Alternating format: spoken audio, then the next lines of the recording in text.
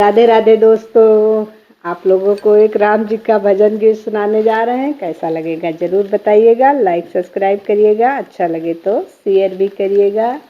चलिए आप लोगों को राम जी का भजन गीत सुनाते हैं।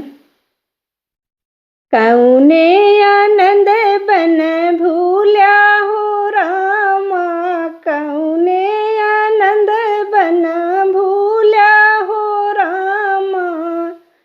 सात महल द्वारे उठै सात आंगनवा, सात महल द्वारे उठे सात आंगनवा।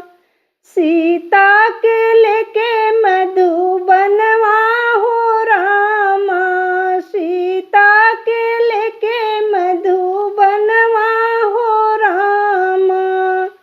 कौनी आनंद बन भूल्या हो रामा, कौनी आनंद बन भूल्या हो रामा।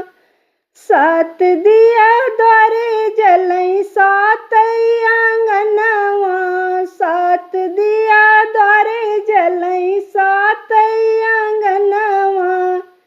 सीता के लेके अंधियरवा हो रामा, सीता के लेके अंधियरवा हो रामा।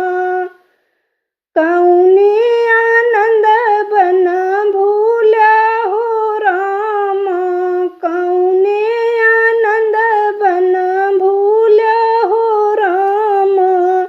सात देवर द्वारे खेलै सात आंगनवा, सात देवर द्वारे खेलै सात आंगनवा।